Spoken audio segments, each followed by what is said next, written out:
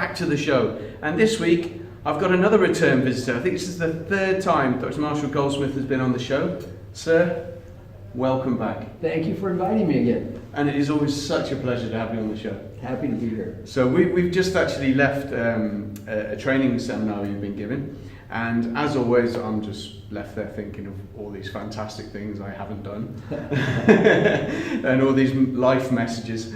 And one of the messages you were given in there was a great story about the reality of now from the view of a 95-year-old. Could you please share that? I'll be happy to. Very important, I think, for the coaches, for the entrepreneurs, the people that you deal with. It's very simple. This is probably the best coaching advice you're ever going to get. If you're listening to me now, I want you to take a deep breath. I want you to imagine that you're 95 years old. You're just getting ready to die. Here comes your last breath. Right before you take that last breath, you're given a beautiful gift, wonderful gift. The ability to go back in time and talk to the person who's listening to me right now. The ability to help that person be a better coach, a better entrepreneur, a better leader. Much more important, the ability to help that person have a better life. What advice would the wise 95-year-old you, who knows what mattered in life and what did not matter, what was important and what was not important, what advice would that wise old person facing death have for the you that's listening to me right now?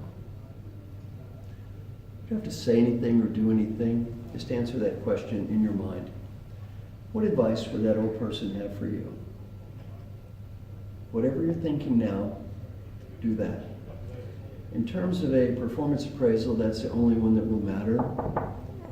If that old person says you did the right thing, you did. If that old person says you made a mistake, you did. You do not have to impress anyone but that old person. Some friends of mine interviewed old folks who were dying and got to ask them this question.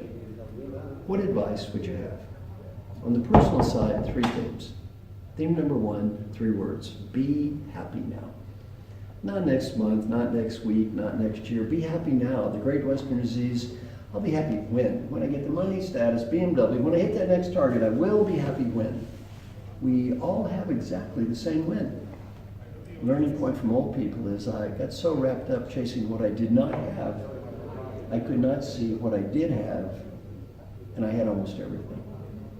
As we discussed, working with some great people, it's very important not to get so focused on what you don't have that you can't see what you do have. Learning point number 2, friends and family. I'm sure many people are proud of their organizations, as they should be.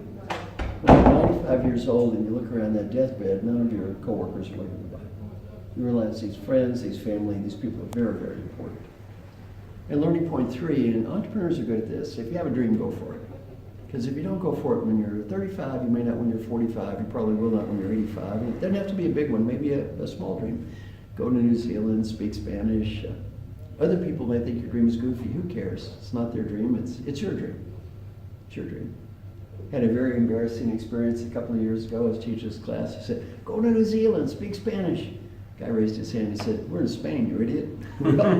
We all speak Spanish. The business advice isn't much different. Life is short, have fun. It's important to work hard. It's also important to really enjoy what you're doing. Number 2 is people. Do whatever you can do to help people. The main reason to help people has nothing to do with money or status or getting ahead.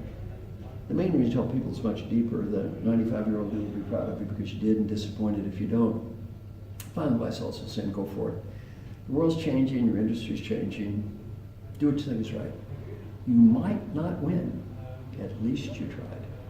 You might not win, at least you tried. Old people, we almost never regret the risk we take and fail. We always regret that risk we failed to take. So finally, I hope you found my little advice to be practical and hopefully help you have just a little bit better life. Thank you. Wow, Marshall, that's such a super question. Thank you, sir, as always. And we look forward to seeing you back soon with Right Selection. See you soon. And back in Dubai. Thank you again. All the best, sir. Thank you. Rebel Networking.